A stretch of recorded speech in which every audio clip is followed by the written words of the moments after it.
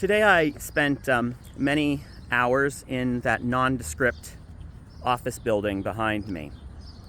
And that building is where there is a United States immigration court. And I'm here in Hyattsville, Maryland. And the reality is that this is my home. I first moved to Hyattsville in 2003. And I've been a teacher here, a high school teacher. I also, for 13 years, I served as the principal of the Catholic school that literally covers this area. Behind me, on the other side of this building, somewhere over here, is the Hyattsville Library. And that's the library that I used to go and borrow DVDs of Bill Nye the Science Guy for my children when they went to daycare here in Hyattsville. And when I was a principal, I worked with my county government to create an experimental school busing program that literally dropped some of our students off right here at this corner. My church has been here since 2003. On the other side of the nondescript office building is the Prince George's Plaza Mall, where I shopped for many years. It's the place where my daughter sat on Santa's lap for the first time. The Hyattsville Crossing or Prince George's Plaza Metro station is there. I've gotten on the train there many times to go into the city over the last decades. This courthouse,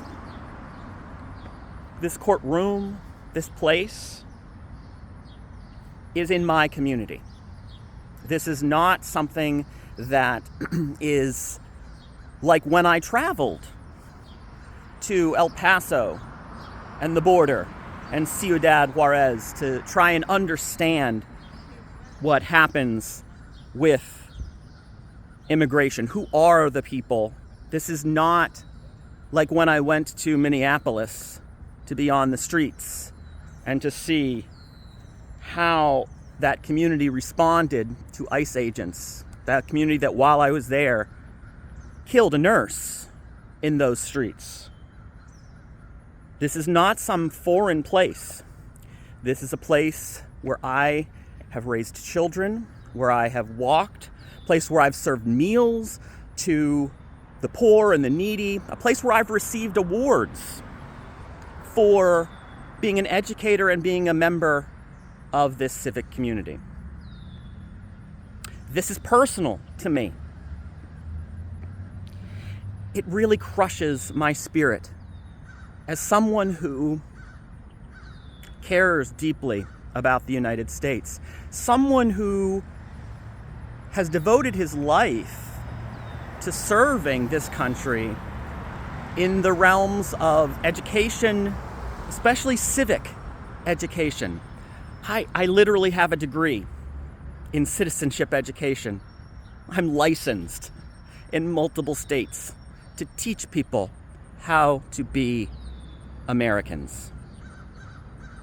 And yet, I stand here and think about what a waste of time, of our government's time, of citizens' time, of our immigrants' time, of our society's patience, is going into sitting in that courthouse for hours for a man to receive a rare, positive immigration decision, but a decision that really only pauses his situation in the hopes, maybe the likelihood, that because he was a victim of a crime in this community and he cooperated with the police in this community And the state's attorney in this community was willing to write him a letter saying how cooperative he was, that maybe he might qualify for a U visa.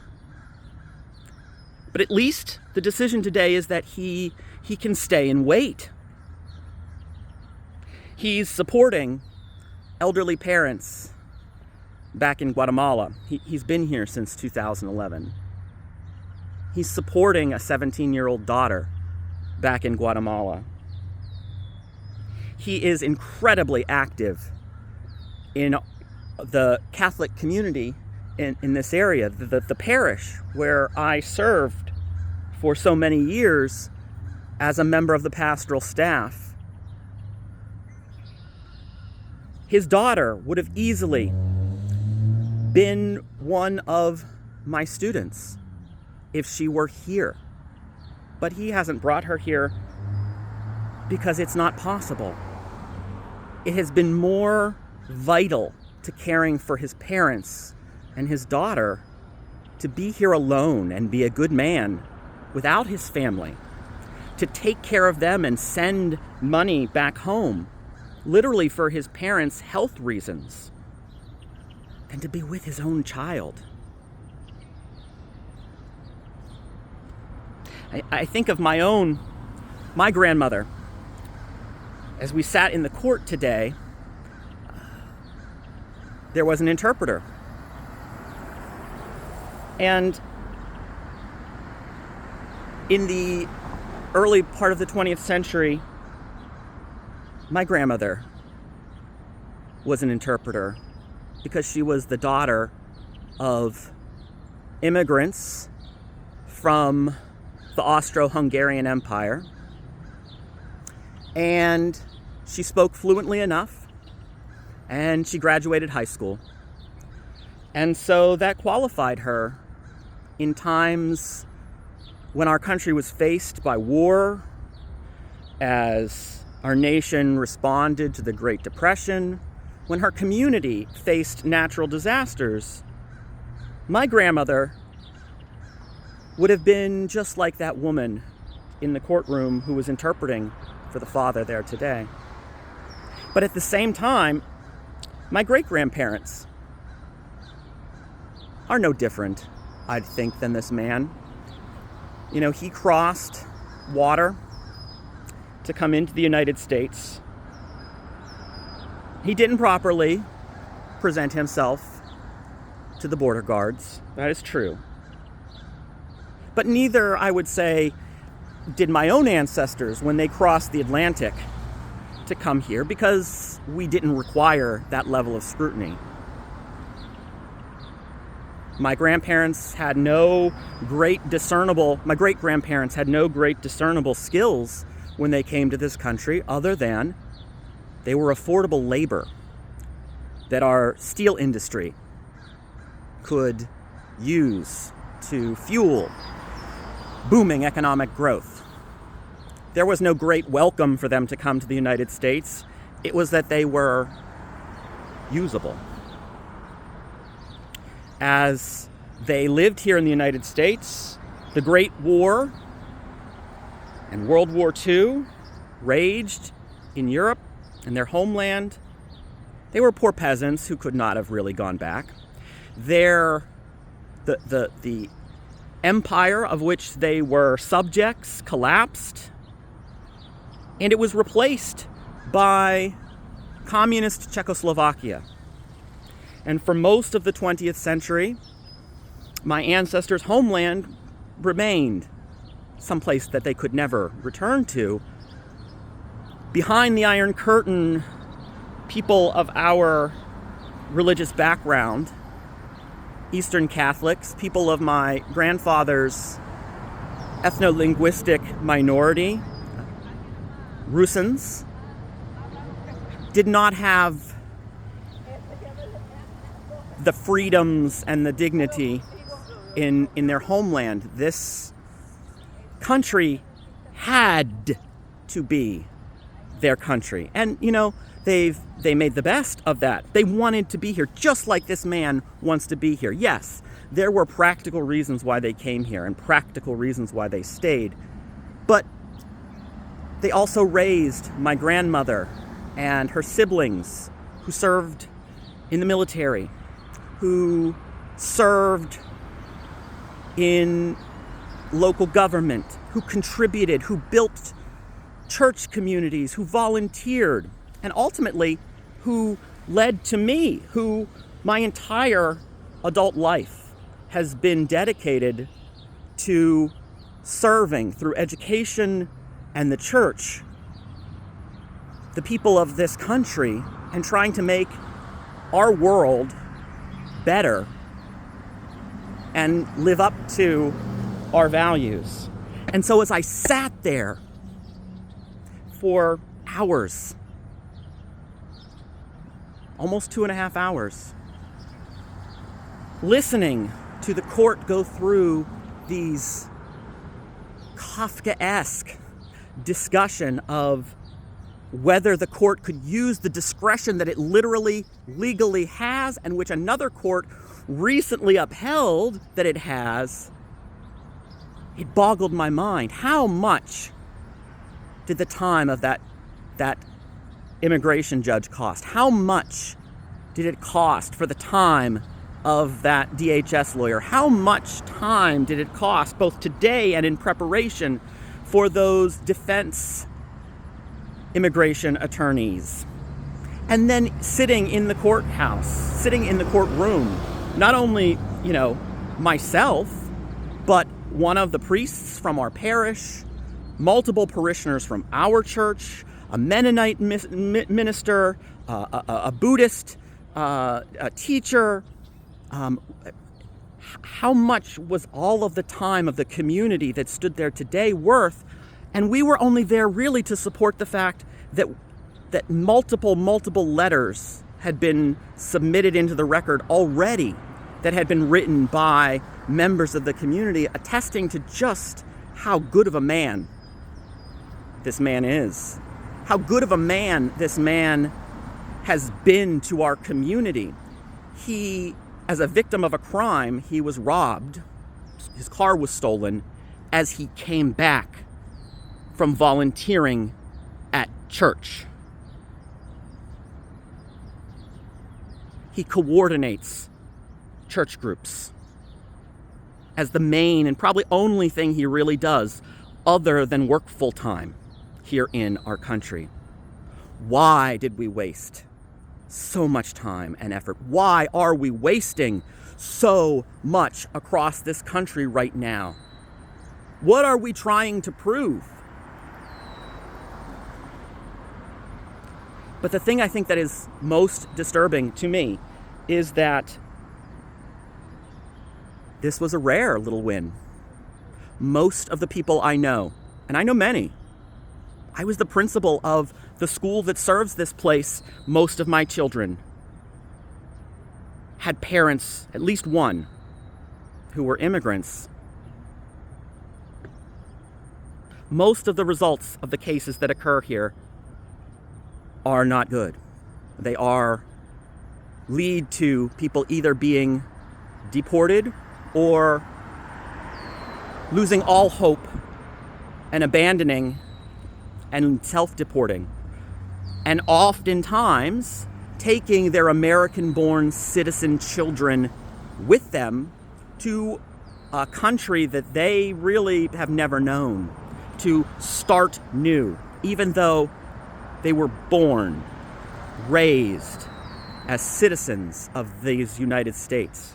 Any of those children that went to St. Francis International School, our mission statement literally said that one of the 3 main purposes for our community's existence was to nurture them to be active citizens, good people, peacemakers of this nation.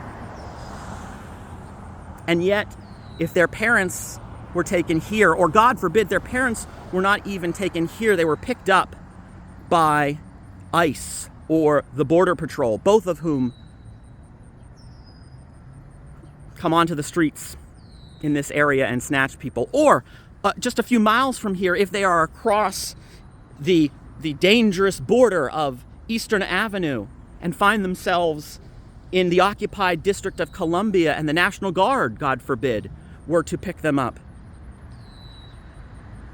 Like some other members of our parish, they could find themselves in a concentration camp. Alligator Alcatraz, Delaney Hall. Why do we do this? Why are we wasting so much time that we could be using to build our nation up, to build our economy, to create peace and justice? I cannot stand here, literally cannot stand here and tell you that I have any respect for whatever the motivations are behind what this administration is doing with our immigration policy. I cannot fathom or support why members of Congress, why state legislators, why governors, mayors, sheriffs, why anyone could stand in solidarity with what our federal government is doing. This would have certainly been a horrible situation for my great-grandparents. I think of my great-grandfather who had diabetes and how after he was no longer able to work in the mill, he could have been sent back, right? What would it matter what his family accomplished? What did it matter what his goals were? When we sat in the courtroom, the attorney for DHS, the department, as she referred to it, who herself, I make the assumption, is probably the children of African immigrants. On behalf of the department, she questioned whether his rationale for wanting to be and stay in this country was worthy.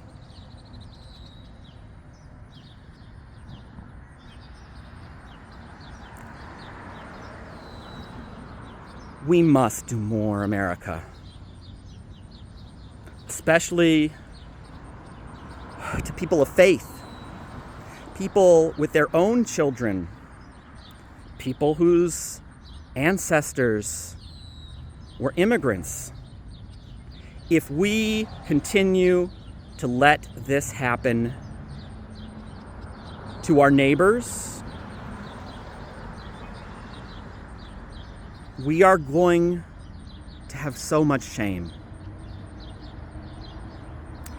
After over a year of this, and I've come here many, many times before to stand outside. I've never gone into the courtroom before, but today I felt compelled.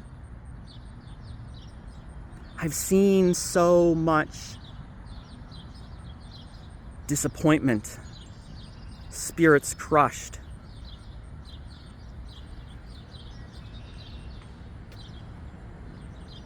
This is not what our nation can be or should be. You know, I proudly put this American flag on my jacket today. I've told stories online about how my junior year at the seminary, I was one of the flag raisers. I was actually responsible for taking the flag down almost every evening or when rain started. I want so badly to be so proud. The other night, I posted something online about my frustration at the massive, unprecedented fireworks display that went on here in Washington, D.C. Really on July 5th, because it happened mostly after midnight. And someone said, why can't you celebrate the fact that Americans came together? for that one time. And I have to say, this, standing here right now, is why I can't. I can't pause and pretend that America isn't what it is right now. I can't pretend that it is the hopefulness that we build our American dreams off of. I can't tell you that it is. I can't summon the things that at one time I came to this city to go on a retreat with the Archdiocese of the Military Service because I considered becoming a chaplain to serve our military. I was willing to put our nation's uniform on just as my sister did, just as my father did, my grandfather, my great-grandfather, my great-great-grandfather. And I don't believe in war, but I'm willing and have always been. When I've served as a public school teacher, when I have been appointed by the governor of my state to serve on commissions trying to develop the best ways to care for and educate our youngest children, all of these things have been done because I believe in America. But I can't pretend that America is not what I'm experiencing in this neighborhood. This man will go home. His case is administratively closed pending his application for a visa based on his cooperation with the police in the crime that was committed against him. But that doesn't mean that the ICE agents that are regularly in the neighborhood where he lives can't still pick him up and give him a hard time. I asked the lawyer what perhaps should he do in case of that. Carry all of his papers with him, including a copy of today's order. Imagine if you had to carry your passport, evidence that you actually reside here, that you have a job, and literal court decisions on your person. Because at any time, let's say you went to this mall that's up the street and ICE chose to hassle you in the parking lot. Please, America, we must do better. It's not even enough that some of us are standing up for our neighbors. This cannot be enough. As we look forward to the midterm elections in November, we have to commit ourselves to renewing and rebuilding our nation in a way that honors the real legacy. You know, when I went out on Saturday at the last minute to participate in that march with the preamble to the Constitution down in downtown DC. And coming home, riding on the metro, the photos of those Patriot Front boys also riding the metro and marching in the streets started to come out, and them chanting to reclaim America. Look, I have as much right, probably more actually. You know, while most of my ancestors came to this country as immigrants from Eastern Europe at the beginning of the 20th century, my first ancestors to come to this place were well-to-do English people descended from the royal family who came to the province of Maryland and bought land in the early 1700s. My ancestors have been pioneers and colonists. They were here at the Revolution and the Declaration of Independence. They were here at the Civil War. They fought for the Union. I think I have as much right to say reclaim America as those boys. And that's not the America This America that tortures the people that desperately want to be Americans is not the America that is worth reclaiming. If anything, it has to be the America that my peasant ancestors dreamed of when they came in steamer ships from Europe.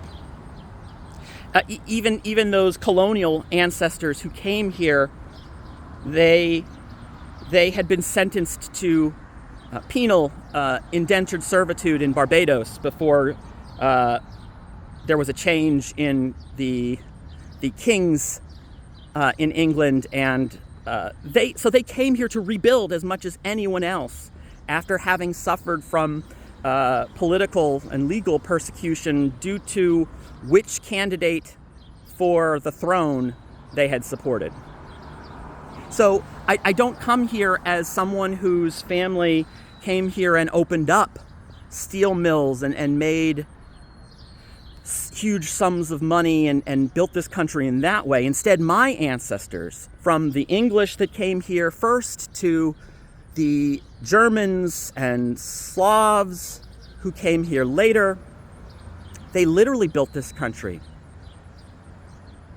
Mines, steel mills, working as cleaning ladies, serving in Vietnam-era Army, serving in Gulf War-era Air Force. We have a right to say we reclaim the dream that our ancestors had. We have the right to reclaim it from the white supremacists. Why we're here and what our ancestors want. We have the right to reclaim our loyalty to immigrants, to the descendants of enslaved people, to the descendants of the indigenous people of this country who have been so wronged, and their land and ways of life and their own hope has been stolen. And yet all of those people, from my ancestors to black people to immigrant people from Asia and Latin America and Europe and Africa and everywhere in between, we've all have hope and dream in this American flag. I want to proudly wave the flag. I want to proudly go and stand shoulder to shoulder as the bombs burst in air. I want to sing America the Beautiful, this country, 'tis of thee, sweet land of liberty, of thee I sing. I want all of that. Which is why yesterday I went down near the White House, as I have done so many times, to appeal to our nation's morality with people of faith and people of conscience. I'll continue doing that. I'll continue going to the polls as I did just a few weeks ago and helping to be a witness to make sure that our National Guard is not used to intimidate people who try to exercise their right to vote. I will continue to study and serve in any way that I can in my expertise as an educator, as someone who understands civic education, as a minister. What does it even mean to have a doctorate in ministry in the United States from the hallowed former national church of these colonies, the Episcopal Church? What does that call on me and demand of me to do with the skills and abilities that I have attained in the seminary? Who do I serve? Who does Christ want me to serve? Who do our nation's values demand that I serve? Who do my great-great-grandfathers that went into war against the Confederates, who would they want me to stand with? I demand we reclaim the America that they dream of. I demand that we reclaim a decent America. I demand that each of us who loves America, we the people who are America, we the people who pledge our lives and fortunes to one another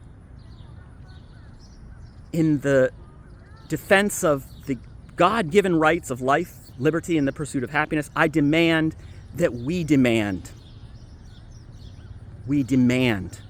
from our elected people, from our appointed people, from our corporations, we demand that they live up to our values and the best of who we are as the United States of America.